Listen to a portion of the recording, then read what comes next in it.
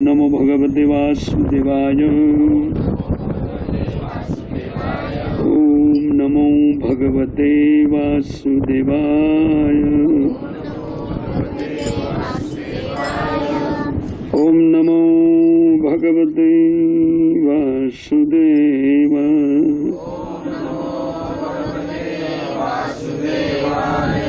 नारायणं नमस्तुभ्यं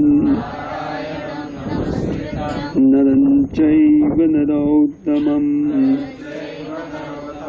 देवीं सरस्वतीं व्यासं ततो जयमुदीरये। नष्टप्रायेषु भद्रेषु नित्यं भागवत सेवया भगवतीरुत्तम श्लोके भक्तिर्भवति नैष्ठिकी। आज श्रीमद् भागवतम प्रथम स्कंद अध्याय 8 कुंती महारानी की स्तुति और उसका श्लोक संख्या हम लोग लेंगे आज 36 नहीं 37। अपि अद्य नः त्वं स्वगृता इरिहित नभौ जिहाससि स्वीत सुयाद अनुजीविनः जेषां न च अन्यत् भवतः पदाम्बुजात् पदायनं राजसु योजित अमहसाम् आप्यादनस्तं स्वकृते हितप्रभो स्वकृते हित जिहाससि स्वीत सुजदोनुजीविनः जैसां न चन्नद भवतः पदाम्बुजात् परायणं राजसुयोजितामहसाम्।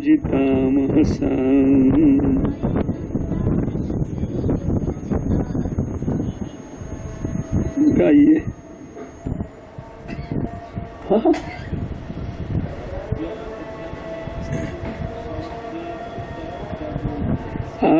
अप्याद्यनस्तं स्वकृते हित प्रभो जिहाससे सुजदनुजीविनः। येषां न चान्य भवतः पदाम्बुजात् परायणं राजसुयोजितामहसा।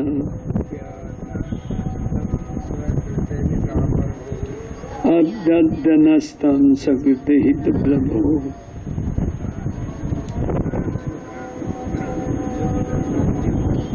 जिहाससे सुजदनुजीविनः।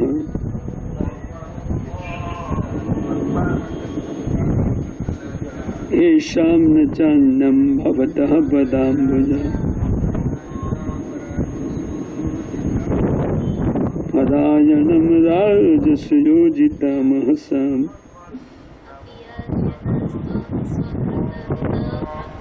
अद्यनस्तं स्वकृते हित प्रभो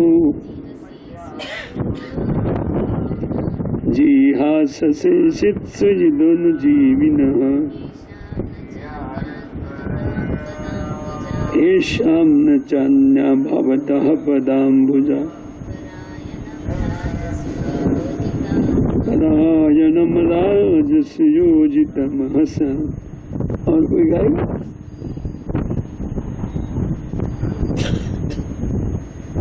अभी यदि अद्य आज न हम लोग को तो हम आपके द्वारा स्वकृता अपने आप संपन्न किए इन हिता सारे कर्म को प्रभो, हे मेरे प्रभु, जिहाससि। आज आप त्याग रहे हो। स्वेत संभवतः सुहृदः, हमारे घनिष्ठ मित्र, अनुजीविनः, हम आपकी दया पर निर्भर करते हैं। जैशाम, जिसका न और कोई नहीं, च तथा अन्यथा कोई अन्य, भवतः आपके बिना, पदाम्बुजात चरण कमलों के, परायणम आश्रित जनों को, राजसु राजाओं के प्रति योजिता लगे हुए, अहंसामा शत्रुता की है। हमारा तात्पर्य शिष्य श्री भक्तिवेदांत स्वामी श्रील प्रभुपाद महाराज के द्वारा, हे प्रभु, अपने सारे कर्तव्य स्वयं पूरे, आपने अपने सारे कर्तव्य स्वयं पूरे कर दिए हैं। और आज जब हम आपकी कृपा पर पूरी तरह आश्रित हैं और जब हमारा और कोई रक्षक नहीं है और जब सारे राजा हमारे शत्रु बने हुए हैं, तो क्या आप हमें इस अवस्था में छोड़कर चले जाएंगे? तात्पर्य, पांडव अत्यंत भाग्यशाली थे क्योंकि सौभाग्यवश वे भगवान की कृपा पर पूरी तरह आश्रित थे। भौतिक जगत में किसी की दया पर आश्रित होना ये घोर दुर्भाग्य का चिन्ह होता है, लेकिन भगवान के साथ जहाँ तक हमारे दिव्य संबंध की बात है, तो जब हम भगवान पर पूर्ण रूप से आश्रित होते हैं तब ये हमारा परम सौभाग्य हो जाता है। भौतिक रोग का कारण सबसे सर्वथा स्वतंत्र बनने का विचार है, लेकिन क्रूर भौतिक प्रकृति हमें स्वतंत्र नहीं बनने देती। प्रकृति के कठोर नियमों से स्वतंत्र होने के मिथ्या प्रयास को प्रयोगात्मक ज्ञान की भौतिक उन्नति माना जाता है। प्रकृति के नियमों से स्वतंत्र बनने के इस मिथ्या प्रयास के फलस्वरूप सारा भौतिक जगत गतिशील है। स्वर्गलोक तक सीधी सीढ़ी तैयार करने के इच्छुक रावण से लेकर वर्तमान युग तक सभी लोग प्रकृति के नियमों पर विजय पाने का चेष्टा कर रहे हैं। अब वे लोग इलेक्ट्रॉनिक यांत्रिक शक्ति से सुदूर लोकों तक पहुंचना चाह रहे हैं, लेकिन मानव सभ्यता का सर्वोच्च लक्ष्य भगवान के मार्गदर्शन में कठिन श्रम करना तथा पूर्ण रूप से उन्हीं पर आश्रित हो जाना है। पूर्ण सभ्यता की चरम उपलब्धि वीरता पूर्वक कार्य करते हुए भगवान पर पूर्ण रूप से आश्रित रहना है। पांडव जन सभ्यता के इस मानक के आदर्श प्रतीक थे। निसंदेह वे भगवान श्री कृष्ण की छद इच्छा पर पूर्ण रूप से आश्रित थे, लेकिन वे भगवान पर आश्रित रहने वाले आलसी परजीवियों जैसे न थे। वे सभी व्यक्तिगत आचरण तथा भौतिक कार्यों में परम योग्य भी थे, तो अभी वे भगवान के कृपाकांक्षी थे, क्योंकि वे जानते थे कि प्रत्येक जीव अपनी स्वाभाविक स्थिति के कारण आश्रित है। अतः जीवन की पूर्णता इसी में है कि भौतिक जगत में झूठे ही स्वतंत्र होने के बजाय परमेश्वर की इच्छा पर आश्रित रहा जाए।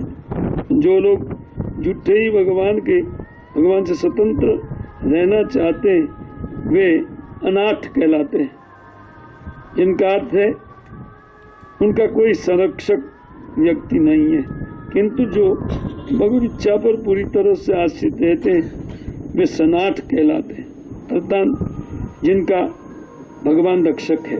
अतः हमें सदैव सनाथ बनने का प्रयत्न करना चाहिए, जिससे हम इस भौतिक अस्तित्व की प्रतिकूल परिस्थितियों में से सुरक्षित रह सके।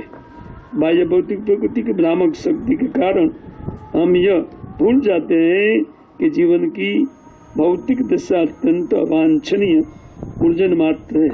अतः भगवद गीता 7:19 में हमें निर्देश दिया गया है कि अनेक जन्मों के पश्चात ही कोई भाग्यवान व्यक्ति इस तथ्य को अवगत हो पाता है कि वासुदेव ही सर्व सर्वा है।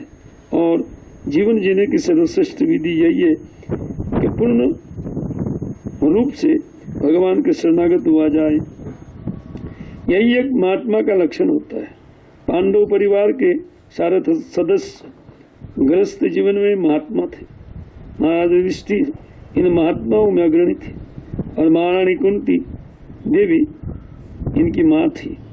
अतः भगवत गीता तथा समस्त पुराण और उनमें से विशेष रूप से भागवत पुराण की विशेषताएं अनिवार्यतः पांडव महात्माओं के इतिहास से जुड़ी हुई है और उनके लिए भगवान का बिच्छू वैसे ही था जैसे मछली का जल से विलग होना। अतः कुंती देवी को ऐसे बिच्छू वज्रपात सदस्य प्रतीत हुआ, इसलिए उनकी सारी प्रार्थना भगवान को अपने साथ रहने के लिए राजी करने के लिए थी।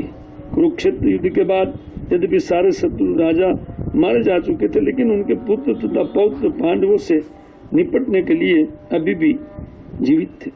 ऐसा नहीं है कि पांडवों को ही ऐसी शत्रुता का सामना करना पड़ रहा हो, अपितु हम सभी सदा ऐसी परिस्थिति में रहते हैं। अतः जीने के लिए सर्वोत्तम विधि यही है कि भगवत इच्छा पर आश्रित रहा जाए और संसार की सभी आपदाओं से पार पाया जाए। हम अज्ञानतिमिरन्धस्य ज्ञानाञ्जन शलाकया चक्षुरुन्मीलितं येन तस्मै श्री गुरुवे नमः। श्री चैतन्य मनोभीष्टं स्थापितं येन भूतले स्वयं रूप कदा मह्यं ददाति स्वपदान्तिकं। वन्देऽहं श्रीगुरो श्रीयुतपदकमलं श्रीगुरून् वैष्णवांश्च श्रीरूपं साग्रजातं सहगण रघुनाथान्वितं तं सजीवं साद्वैतं सावधूतं परिजन सहितं कृष्ण चैतन्य देवं श्रीराधा कृष्ण पादान् सहगण ललिता शिवशाखन्वितंश्च मुखं करोति वाचालं पंगुं लंघयते गिरि यत्कृपातमहं वन्दे परमानन्दमाधवं। जयतं श्रुतपङ्गौ मम मन्दमतैर्गत मत्सर्वस्वपदाम्बोजो श्रीराधा मदन मोहन वाञ्छाकल्पतरुभ्यश्च कृपा सिन्धुभ्यैव पतितानां पावनेभ्यो वैष्णवेभ्यो नमो। श्री कृष्ण चैतन्य प्रभु नित्यानंद श्री अद्वैत गदाधर शिवासादि गौर भक्त। हरे कृष्णा कृष्णा कृष्णा हरे हरे राम राम राम हरे कृष्ण। तो हम लोग रविवारी कार्यक्रम में ये सनातन मंदिर में सुन रहे थे कि कुंती जी अपनी प्रार्थना में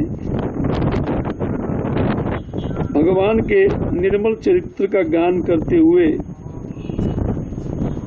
वो कह रही थी कि भगवान आप मायाबद्ध जीवों के ऊपर कृपा की है।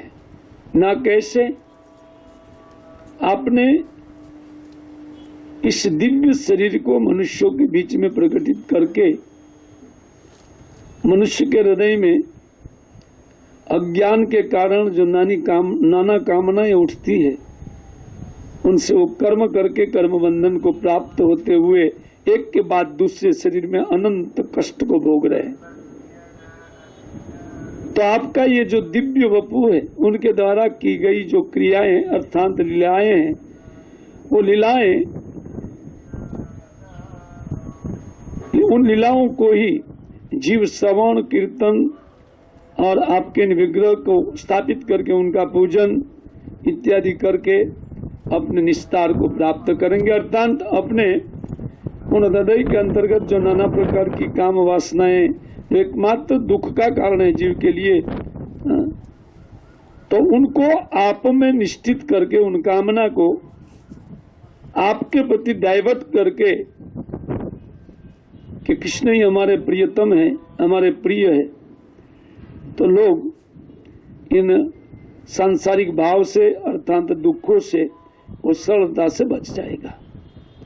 और उनके बाद एक श्लोक वो कोट की थी, शृण्वन्ति गायन्ति गुणन्ति अभीक्षणस्य स्मरन्ति नन्दन्ति तवेहितं जना तयैव पश्यन्ति अचिरेण तावकम् भव प्रवाहो परमं पदाम्बुजम्। उन्होंने कहा, ये भगवान, उन वपु के द्वारा की गई लीलाओं का श्रवण करके, उनका गान करके और उन लीलाओं का कीर्तन करते हुए, उनका स्मरण, उनका अभिनंदन करते हुए जीव कहते हैं सुख पूर्वक इस संसार में वो रहता है और धीरे धीरे वो अपने आप को इन भव प्रवाह से मुक्त कर लेता है, अर्थात इन जन्म मरण रूपी संसार को वो पार कर लेगा। और ये तो भक्ति कार्य के लिए गिफ्ट है।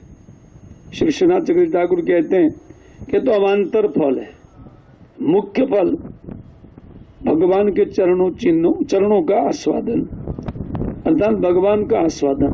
प्रत्येक जीव के लिए आस्वादनीय तत्व श्री कृष्ण है, क्योंकि वो उनका अंश है। हम लोग लगातार इसी बात को समझते आ रहे हैं, क्योंकि हमारी बुद्धि नितांत इन भौतिक पदार्थों में लगी हुई है। इससे बार बार समझाने पर भी वो बुद्धि समझती नहीं है। अब वो आज समझे, कल 10 साल 10 जन्म या 10 करोड़ जन्म के बाद समझे, समझना यही होगा। और जब तक हम नहीं समझेंगे तब तक हम हमारा भौतिक अस्तित्व बनाए रखेंगे, जो दुख से जी करके मृत्यु, और मृत्यु के बाद एक पुनर्जन्म, उनके बाद एक पुनर्मृत्यु, और बीच वाला मामला बहुत गड़बड़, जैसे हम सब लोग अभी अनुभव करते हैं दुखों का। इसीलिए जीव मात्र को ये समझना होगा कि हम लोग उन भगवान श्री कृष्ण का ही निश्चित श्रवण कीर्तन, उनकी कथाओं का गान इत्यादि करें। श्री विश्वनाथ चक्रवर्ती ठाकुर बहुत सुंदर परपट दिए थे इसमें। कल उस दिन हम लोग कि मेरा मूड था एक भिन्न प्रकार से, इससे भक्ति पर कुछ व्याख्याएं रह गई थी, उनको आज पूरा करके हम लोग आज के श्लोक में एंट्री लेते हैं। श्री विश्वनाथ चक्रवर्ती ठाकुर कहते कि अस्य पक्षस्य सिद्धांत कम अभिप्रेत्य ते एव, कहते हैं कि इस श्लोक में मूलभूत सिद्धांत त एव करके जो शब्द लिखा है, ते एव का अर्थ वही व्यक्ति। अच्छा, कौन व्यक्ति? तो कहते जो आपकी कथा का श्रवण करते हैं वो, दूसरे नहीं। तो श्रवण करते हैं नहीं है वो लोग नहीं करेंगे दर्शन, वो लोग भव पार नहीं करेंगे, वो कृष्ण का दास नहीं बनेंगे। कहने का अर्थ ये है। अच्छा, और बात है ते एव न तो अन्य, वही लोग, दूसरे लोग नहीं, नहीं श्रवण कीर्तन करने वाला नहीं। पश्यन्ति एव, कहते वो लोग ही देख पाएंगे, न तो अन्य पश्यन्ति, दूसरे लोग नहीं देख पाएंगे। और कहते हैं अचिरेण, बहुत लंबे काल तक वो लोग नहीं देख पाएंगे। चिरेण, चिरेण का अर्थ बहुत लंबा काल, और अचिरेण का अर्थ तुरंत। तो कहते हैं तुरंत देख पाएंगे कौन? जो कृष्ण कथा का श्रवण कीर्तन मनन इत्यादि चिंतन इत्यादि करते हैं, तो वो लोग तो देख पाएंगे और शीघ्र देख पाएंगे, और दूसरे लोग अनंत काल पर्यंत नहीं देख पाएंगे। बहुत सुंदर बात लिख रहे हैं। न तु चिरेण तावकम एव न तु त्वद अंशस्य कस्यचित भव प्रवाहो उपरममेव। कहते हैं कि वो आपके ही चरणों का दर्शन करेंगे, आपके अंश के अंश इत्यादि का नहीं, आपका भगवान का अंश के रूप में उनका अनेक अवतार है, उन अवतार का नहीं, आपका ही दर्शन करेंगे। न तो अन्नत और न तो संसारा निवर्तकम। और कहते हैं जैसे इस श्लोक में लिखा गया है कि संसार निवर्तक आपके चरणों को देख लेंगे, ये बात नहीं है, ये तो अवान्तर फल है। कहते हैं कि उन संसार निवर्तकम जो आपका चरणारविंद है वो निराकार नहीं है, साकार है।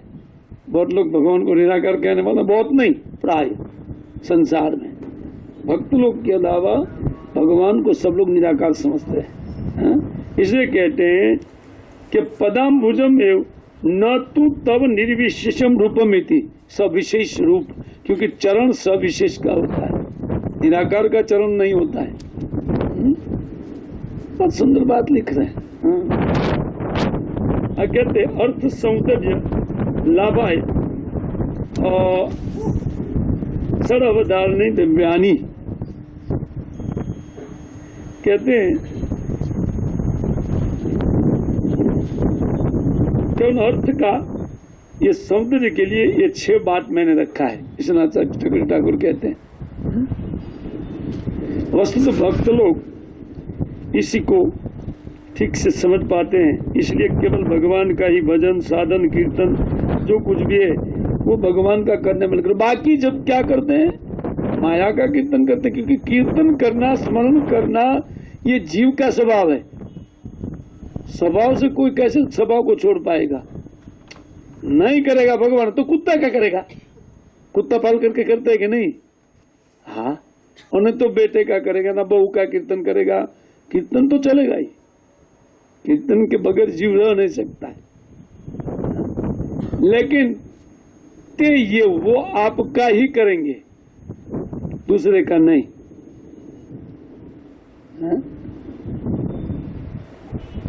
तद कि हम लोग पूरा दिन, आप देखिए पूरा दिन हम क्या करते हैं, श्रवण कीर्तन चिंतन, लेकिन माया का इतना बिजी रखती है माया कि टाइम पे प्रोग्राम में भी आने की फुर्सत नहीं होती, कितना बिजी रखती है। इसी व्यक्ति को छोड़ करके, माया को छोड़ करके जब चेष्टा करेंगे ना कि माया को छोड़ करके आने का, भगवान उनको प्रसन्न करते हैं कि नहीं ये मेरे लिए छोड़ रहे हैं ना कुछ।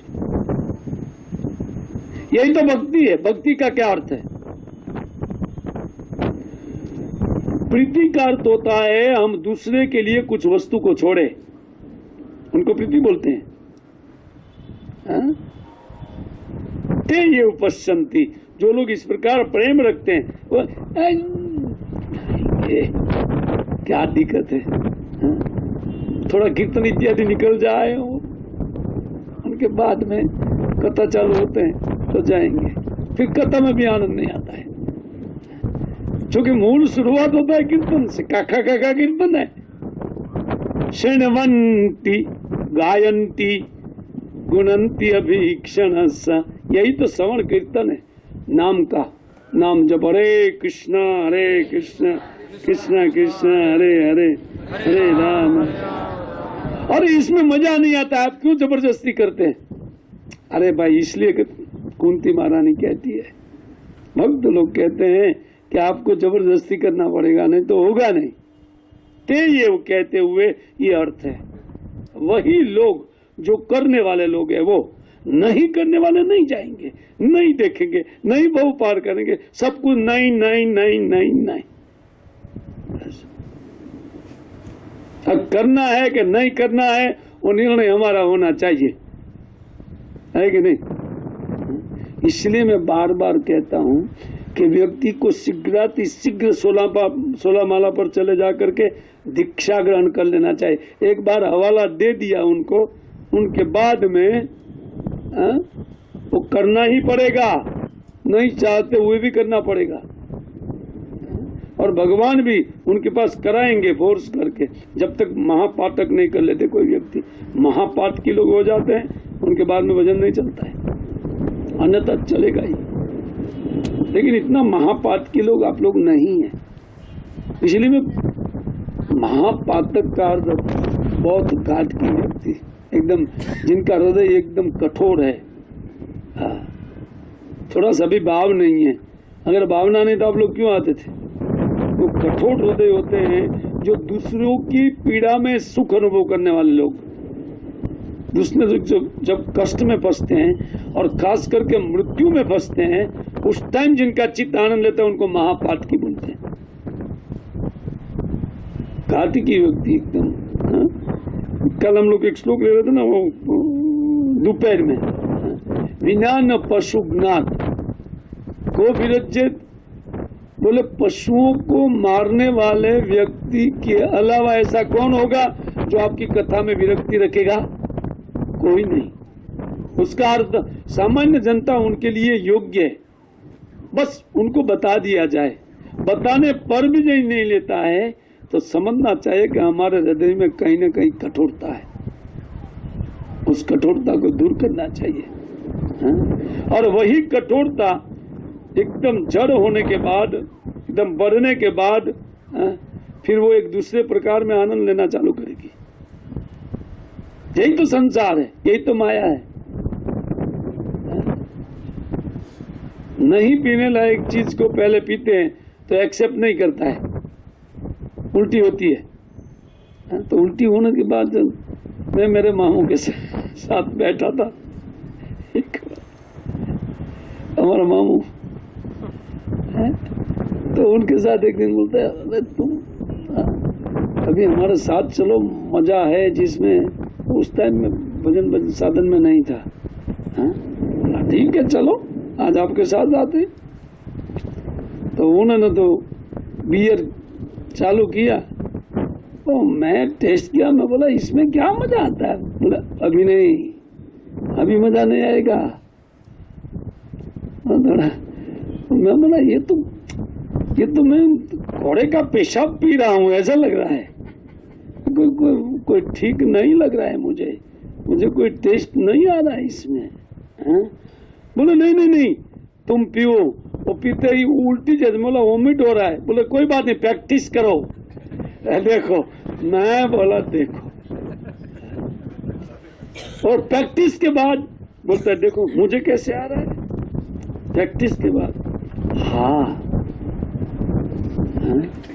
अत्यंत अनुचित वस्तु में भी प्रैक्टिस के बाद व्यक्ति को आनंद लगेगा। ये माया है, किसी को माया। सुअर को मल खाने में आनंद आता है, बताइए? कोई मल में आनंद, वो भी एक जीवात्मा है। आपको कोई परस हो तो कैसा लगेगा? लेकिन वो खाते हैं, क्यों? यूज्ड टू होने के बाद व्यक्ति को यहाँ माया जघन्य से जघन्य वस्तु में भी आनंद देती है। ये बहुत भयानक है। एकदम विपस्त चीज में व्यक्ति को सुख मिलता है। देखिए ना, संसार देखिए ना, देखिए, लेकिन उनका रिजल्ट क्या है? अभी वर्तमान में आनंद मिलता है, तामसिक लोगों को तमोगुणी कार्य करने में आनंद आता है, लेकिन परिणाम अत्यंत घोर दुख और अंधकार। फिर सूर्य देखने को नहीं मिलेगा, सूर्य का दर्शन दुर्लभ हो जाएगा। माता के पेट में वो मारने वाली माता के पेट में ही जाएगा बार बार, वहां सूर्य दर्शन नहीं है, प्रभुपाद जी लिखते हैं। इसलिए व्यक्ति को अपने हृदय को बदलना होगा एनी हाउ। जब तक ये कठोर न हो जाए तब तक व्यक्ति को चाहिए कि उसको बदले। कैसे बदले? भगवान का नाम, रूप, गुण, लीला, उनके भक्तों के बीच में उनका श्रवण, कीर्तन इत्यादि हमारा हृदय में नहीं सुहाता है, फिर भी प्रैक्टिस करना चाहिए, इसको प्रैक्टिस करना चाहिए। क्योंकि जो अच्छी बात है उनके लिए प्रैक्टिस करने में क्या तकलीफ है? बुरी बात के लिए हम प्रैक्टिस करके तैयार होते हैं ना, तो अच्छा है। इसलिए जगत डॉक्टर ते ये के ऊपर बहुत बोला जा सकता है। खैर, आज के श्लोक में हम लोग जाते हैं। श्री विश्वनाथ चक्रवर्ती ठाकुर, जैसे प्रभुपाद ने अपने पर्पट में बताया, उसी प्रकार श्री विश्वनाथ चक्रवर्ती ठाकुर